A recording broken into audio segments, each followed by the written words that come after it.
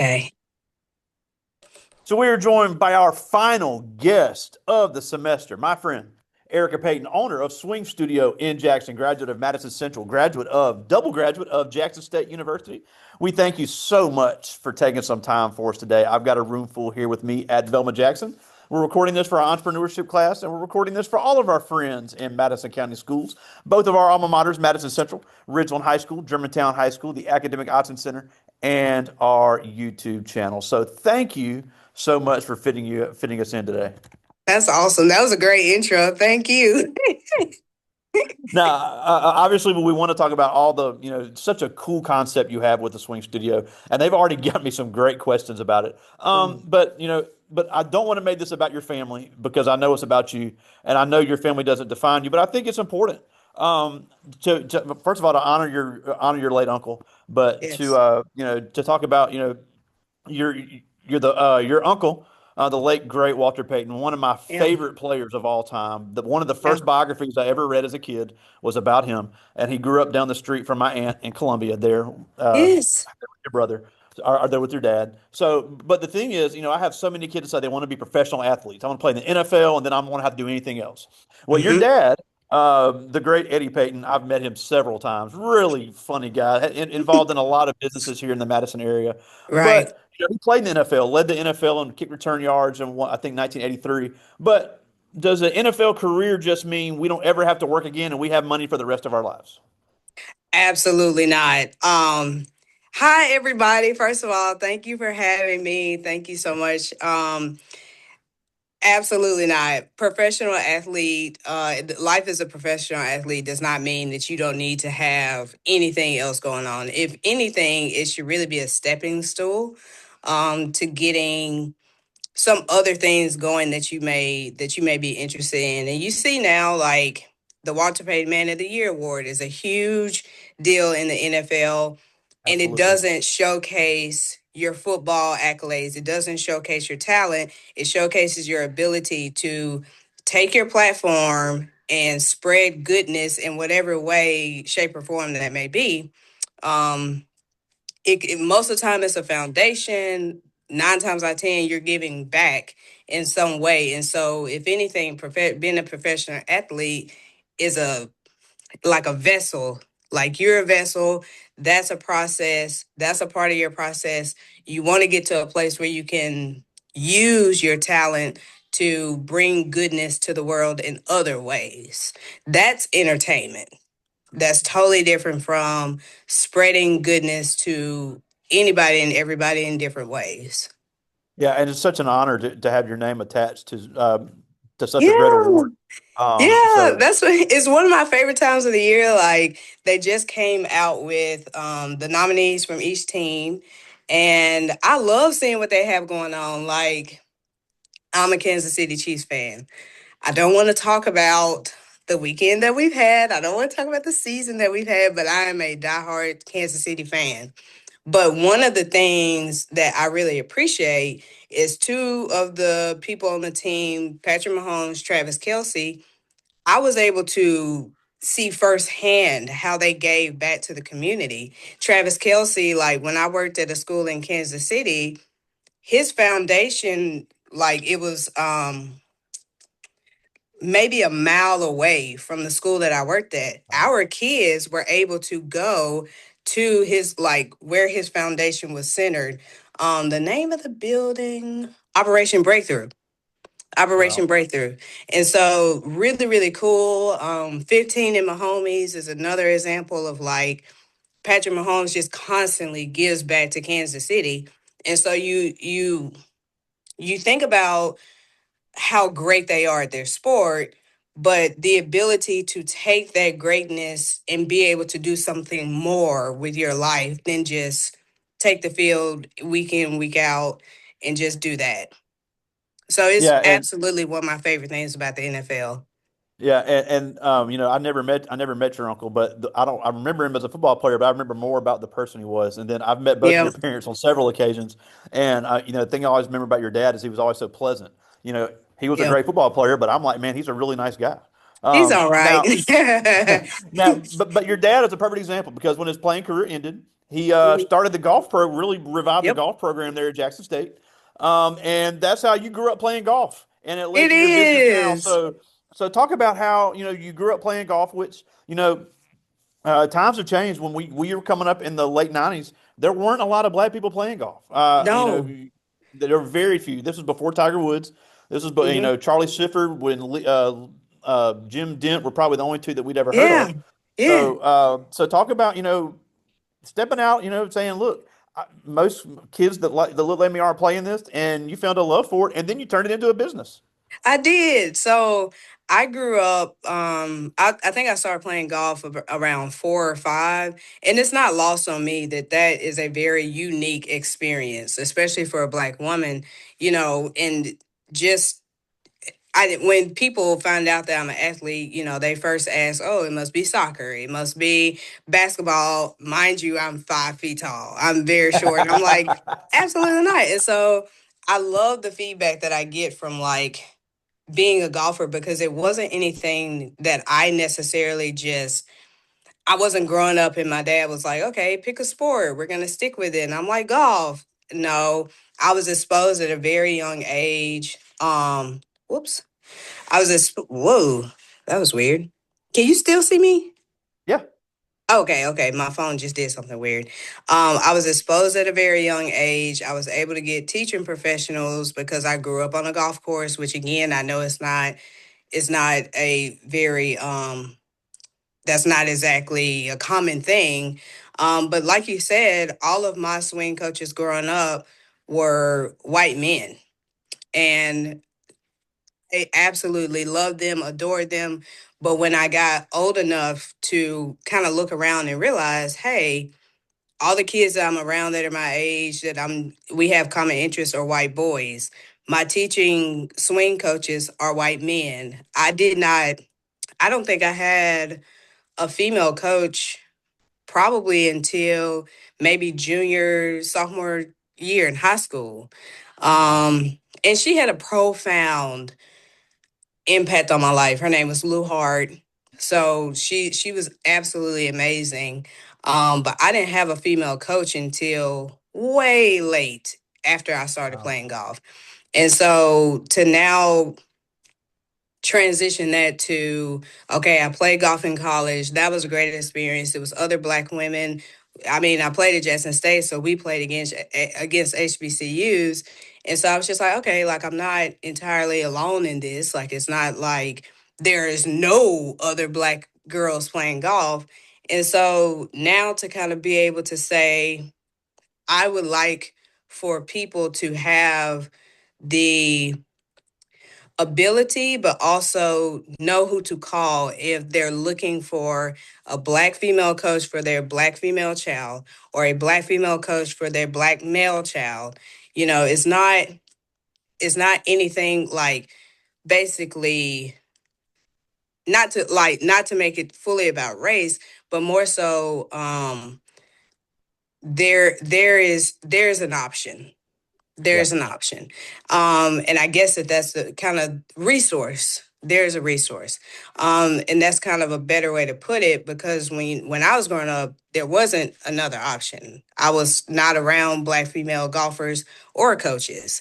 And so, to go from that to having the ability to share golf with so many people, and it picked up way faster. And I'm sure we'll talk about entrepreneurship, but it picked up way faster than I could have ever imagined. And I'm just like, okay, it wasn't just me. Like, I was thinking that this is some unique thought that I have. Like, oh, there might be people that look like me that would like to play golf. I'm thinking small. And then it was like, boom, boom, boom, boom, boom. And it just really spread like wildfire. And I'm like, okay, I know it's not just me. And so I love that about where I am now and just like being able to share the sport with people that look like me as an adult, but also being an example for young Black girls who want to play golf and they're just like, I don't know where to start, or parents of young Black girls who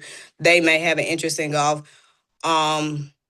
Just kind of being here as a resource for my community.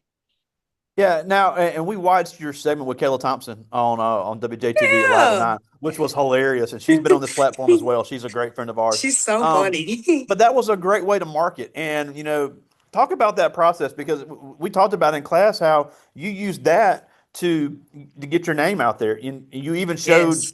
y'all walked, you actually showed on TV how your Yep. lessons work. And then something else you've done, which I think is great marketing, is you've partnered with other entrepreneurs. With you and our Yes. friend Xavier Burns, that she did some training, you did some golf lessons, and you turned it into a big package deal, and people were willing to pay to say, "Hey, I'm gonna get the Yes. best of both worlds in this." So talk about some of those things because they've been really useful and very effective practices.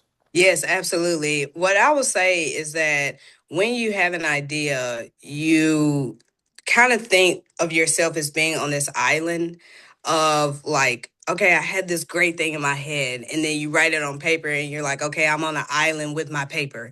And you feel very like, I don't know where to start in terms of like how to get this going. And I was just extremely blessed that probably a month, maybe 2 months after I first started. And so I'm eyes wide open, like I'm a little nervous. I'm like, I don't even know if anybody's gonna want to do this.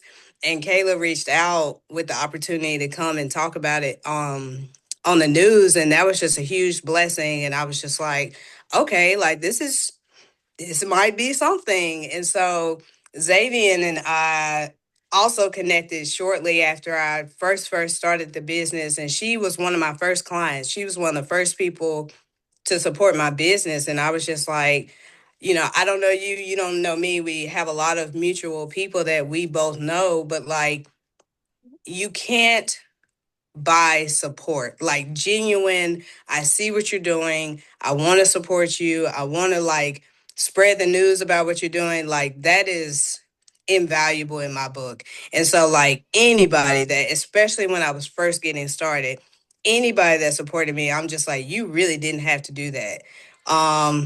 And from there, honestly, just like getting the word out on social media, telling my friends, like, hey, yeah, I think I might start doing golf lessons. Like I think it might be a thing.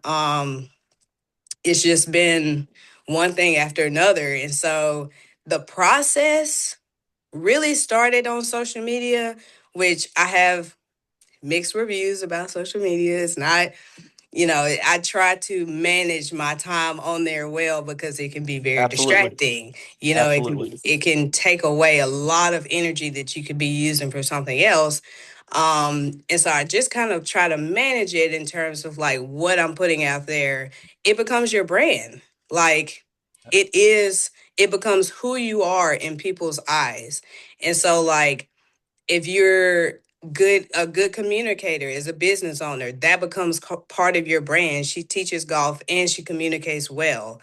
And so just kind of like keeping that in mind, in terms of like how do I want to present myself, how do I want to use this platform, especially as it has like slowly kind of grown.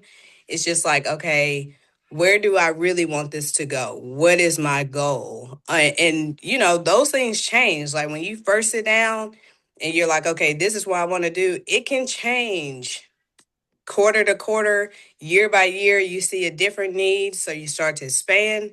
And so just kind of trying to manage those things and also allow people to support you, allow people's feedback to like kind of help you in whatever way it can. Because even after Xavier took lessons, like as a business owner, she was very impactful. She would text me and be like, hey, just some like feedback on flyers, feedback on this, feedback on that.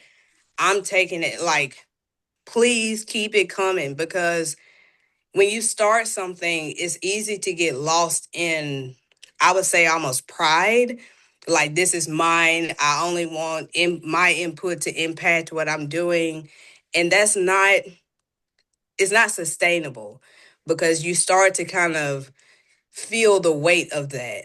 Whereas people who have been business owners, been starting, you know, been doing whatever they're doing, they have gained wisdom, which is something that you're working on getting. And so I believe iron sharpens iron. Whatever feedback or whatever advice that people who are business owners have, for me as just a second year business owner, please keep it Wow. coming. Please keep it coming. Now, before I get to their questions, I did want to mention the your booking website. I think is very smooth. So little things like Thank you. that can set yourself apart. So you know, so talk about how you came up with that because it's not hard to navigate. Because look, how many times have we go on the website looking to buy something like, man, I can't even Yeah. find it. Forget this, and going to look somewhere else. So Well, talk where about is that the process cart? because it's so easy to use and it's so streamlined, which I think is a very big deal when it comes to entrepreneurship. Thank you. And I hope you didn't get on there like today because I No. took the dates off. The weather was too crazy. I was like, I don't want anybody to book. But nevertheless, that literally happened today. So it's funny that you say the booking is easy.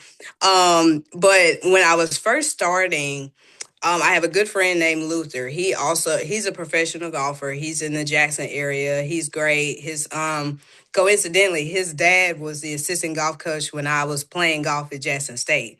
Oh, It's cool. a lot else to that, but like I've known Luther since actually both of us were really, really young. And so he's now like in the professional golf world, and he is who like really he gave me like a list of websites that kind of, you know, like it was tight. It was a few more, but he gave me the list of websites. He was like, I really like this one. You may like this one, play around with it. This is this is one random day on the driving range. And I was like, hey, I might start doing lessons. And he's like, well, if you look at booking websites, here's one, here's one, here's one. And so Wow. then I took those suggestions and then I jumped online, did the research in terms of the cost, longevity, what pay, I don't know what they're called, but basically like PayPal, like those types of things, which ones can they take like on the booking website, what I mean. And Point of sale. so, yes. And so I really liked Tidy Cow. It was super easy to set up. Yeah. I wanted it very user friendly because not all of my clients are tech savvy. And so if you're There you trying go. to, and that's something you have to think about when you're marketing. If you're marketing to a tech savvy group of people, cool, make it as wild and innovative as you want to. It's also going to be hard to navigate for people if they are not tech savvy. And so when I was thinking about like my business model and everything, it wasn't about age. Like I have clients ranging from 8, my sweet little baby 8-year-old, she's wonderful, all the way up to I think my oldest client maybe 70. And so this is a wide range of people, and I never wanted booking to be an issue. Like I never wanted that to be an issue because some of the people that were the first ones to be interested weren't just like young 14, 15-year-olds. These are middle-aged people who are like, I've never played golf. I'm interested in playing golf. How can we go about this? I don't want my booking process to stop you from reaching that goal. And so I There wanted you it to go. be super user friendly. That was something that I looked for intensely when I was trying to figure out which booking site to really go with. I love it. Well, I do have some questions here. I'll get to as many of these as I can. I love Okay. this first one. This is Shunderlicia Black. She's in 10th grade. And she asked, Hey, I've always girl. wanted to play golf. I've always wanted to play golf. But what problem would you see most beginners having when they're first trying to learn? Um, oh, yes. The first thing that I will tell my clients is to take out any self-limiting beliefs. And 9 times out of 10, the older someone is starting at a skill, they've convinced themselves that they can't do it. There And you go. so, self limiting belief, I have decided that this is something that's either going to be hard for me or it's going to take a long time. And so, all of those things limit what you are allowing yourself to do. And so, I always tell people because they're like, golf is so hard, it's so boring, it's so this, it's so that. Take all of that off the table. It's a sport. So you have to get back to the basics of a sport. What does it take to be good at any sport. It takes dedication. Same thing in golf. It takes patience because you're going to go through periods where it is not easy. Like you're going to have to push through those things and say, okay, let me go back to the basics. And if my clients see this, they're going to be like, yeah, I definitely say that all the time. These are the fundamentals. Yeah. The more we stray away from the fundamentals, the harder it gets. We're building on the fundamentals. Those things have to always stay at the forefront of what you're doing. And so once you get away from those things, then you're like, okay, what am I doing? Like you start to really get back to those self-limiting beliefs. And so that's the first thing. Take that off the table. If this is something that you want to do, if you want to explore golf, it's the most underutilized scholarship in women's sports. You can do it. Wow. The Wow. most underutilized scholarship Did in not know that. all sports, all of women's sports. That is a fact. Wow. And Wow. so if you want to do it, you can. It takes patience and it takes getting those self-limiting beliefs off the table. Wow. I like this one. This is Jameer Mayfield. He's in 11th grade, and That's he asked, Jameer. "How did he asked, how do you build community and member loyalty to reduce attrition? Jameer, great question. Okay, say that one more time. How do you build community and member loyalty to reduce attrition?" It's a couple of things. What I do tell people is that my focus, like I was saying a second ago, is to if you want to participate in golf, I want to make sure that you can participate in golf. Now, I'm going to give you the fundamentals and I'm going to meet you where you are. I have a client who started playing in June and is probably at an intermediate level, and I have clients who come and like refresh their memory and they just, are like, I'm still trying to participate. I still want to get out there and play. And so I'm like, okay, well, let's brush up on those fundamentals so that you can do that. And so I don't ever, I try very, very hard not to necessarily be the type who's pushy or afraid of a client finding a different way to do it. My main focus is literally just if you want to participate in golf, I want more people to participate in golf. I want to help you to do that. There are tons of other people in the Jackson area who also want to help people do that. Like I have great teaching, like what's the word, really friends, like people I've known most of my life who also teach golf. And so we're all like minded. So if it gets to a place where it's not convenient or, they want to take it to the next level or whatever the case may be, I want to help them do that. It's never anything where I'm like, I don't want you to leave me. Like it's never that. It's about the sport. It is about creating community, but it's not necessarily I don't want you to be in community with me. I want you to be in community with the people who made you think about playing golf in the first place. And Right. so if that's, if you're a lawyer and it's people in your law office and you feel like golf will help you to build community with them, I want you to get to a place where you feel comfortable doing that. So it's not, I guess like my business model may be a little flawed in that way, but that's neither here nor there. But I think that keeping the most important thing is always going to be at the forefront of my mind. Like if people want to participate with golf, I am just here to help you do that. And so you are my client, but you're not my client. This is not my sport. I'm only here Wow. to make sure that you can get what you need so that you can keep going. That's Yeah. awesome. Well, I got time for two more. This is Okay. Tredarius Quinn. He's in 10th grade. And he asked, "Do you ever think you'll expand your business to where you're a full-time entrepreneur?" Oh, I hope so. What a great question. I hope so because I really do believe in like the last question said, one, the community of sport, but also the community of golf. And so it would be a dream come true if I was just raining clients and, yeah, the money is great. But at the same time, it's so much bigger than that for me. If I was a full-time entrepreneur, that means that there's an overwhelming amount of people playing golf, whether that's in the Jackson area or the Mississippi area. I have a couple of friends in Birmingham that are interested in getting started. And so that would be really, really great. Wow. Like, I feel like when you believe in what you're doing, it's never really work. Like Yeah. at the baseline of what I'm trying to do, I'm trying to expose people to golf. And so if I could do that full time, that would be a dream come true. If it's also a lucrative business for me, sure. But that doesn't take precedent over sharing the sport and making sure people have what they need to be successful at it. I also really like things like this. I love sharing with young people who may not be aware of all of everything that comes with playing golf.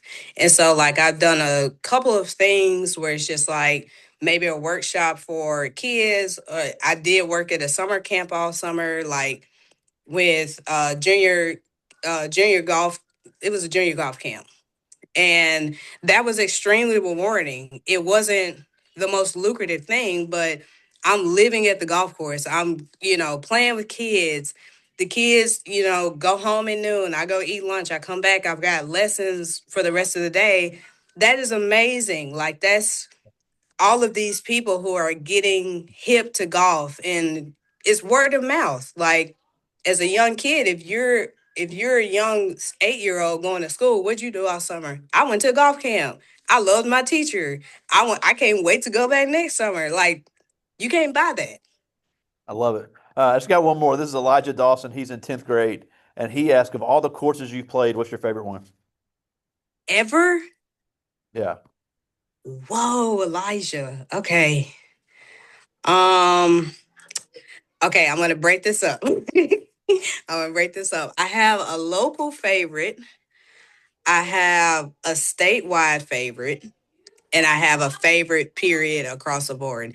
My local favorite is Reunion. I think it's absolute. That is a beautiful golf course. It is a difficult layout, and it's a true test of golf. Like local, that is a true test of golf. Statewide, it's got to be Dancing Rabbit. They have two courses, the Azaleas and the Oaks. We were very fortunate when I was in college. The Jackson State team, the golf team, we went to Dancing Rabbit like to practice probably every weekend. Wow. And they have an outstanding staff, and they believe in junior golf, and they believe in collegiate golf. And so they were always like very, very helpful. Like, I'm not sure what we paid, but I don't think it was like a lot. I think that they gave us discounted rates. We didn't feel in the way. They supported us practicing, and they have an outstanding practice facility. And one of the players, when I was the assistant coach at Jackson State, one of the players came from the I think it's Choctaw, came from the Dancing Rabbit area. And so Okay. that was really cool to be able to have a student come from an area that is so supportive, and to like find some, sorry, they're transitioning, and find some success in college golf. Um ever I wish I could remember the name of it. We had one golf tournament there. It was in Hawaii. I mean, it's got to be Oh Hawaii, right? man. But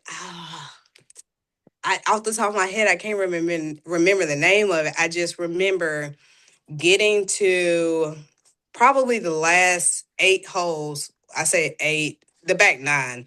It was stretching along the Pacific Ocean.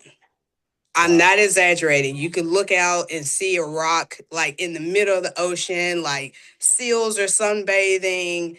It's a whole thing. I just can't remember the name of that course. It was in Honolulu. It was really close to the Armed Forces base. I'm not sure what Armed Forces base it was, but it was really, really close to that. And so we had to like go through some security to get there. It just felt very official. Um, and that was my favorite course ever.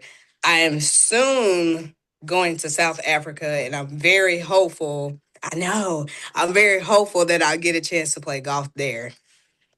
Well, it'd be cool if you Fingers got to meet crossed. Gary. It'd be cool if you got to meet Gary Player while you were there as well. Yeah, or Ernie Els, either one. Ernie I would Els, just be yeah, like, yeah, I think we are going to Johannesburg and we're going to be in Cape Town for the most of the time. And so either one of those places, I would love to meet some South African golfers. Yeah, that's awesome. yeah. Well, we're almost out of time, and we thank you so much for taking some time Yes. for us, and it's just such an honor to honor your late great uncle as well. But before we go, Thank you. a couple things. First of all, tell us where we can find Swing Studio online, and if anybody Okay. wants to book a lesson.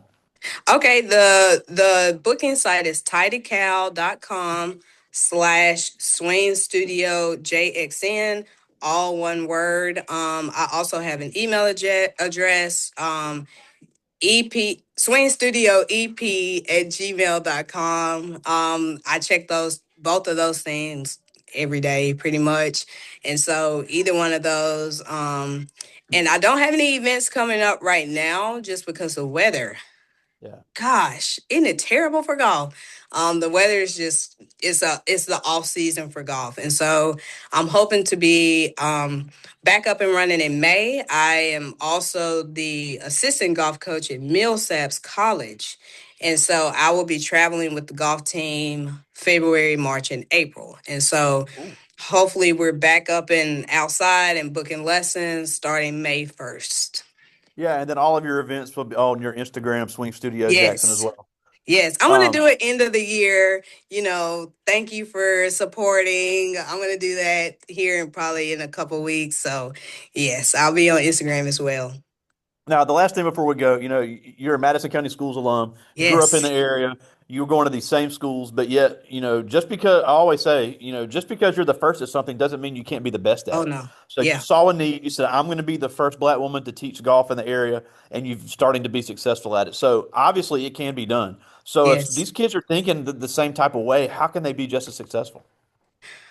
I think that they could be just as successful, circling back to what I said earlier, getting those self-limiting beliefs out of there. If you think that you can do something, you can do something. A lot of times people, they talk about the records at Madison Central, the records at Jackson State, the Hall of Fame, and all of those things. But at the time that I was doing those things, I wasn't conscious. I'm just trying to get better. I'm trying to get better every day, and this is a byproduct of that. And so, focus on how to get better every day. If that's in the classroom, focus on your studies. If that's on the golf course, chip and putt every day. If that's basketball. You need to work on 3-point shots, free throws, whatever the case may be. And so, focus on getting a little bit better every day. You don't get accolades by going out and trying to get accolades. You just work on what you can and focus on There what you you go. can get better at every single day and lock in on that. And just, it will come. Don't Love it. rush it. Don't, limit distractions as best as you can. I know it's a distracting world these days, but limit the distractions. Make some focused time where you're like, okay, I want to, this is a goal. What can I do today to work towards that goal? Love it. Well, we thank you again so much for joining us. You have a Merry Christmas. Enjoy your You time off too. at the school, but I hope you get to hit the link soon. But again, Ooh, Erica Payton, owner of Swing Studio Jackson, thank you so much for yes. joining us today. Thank you. Thank you so much. All right. See ya. Bye.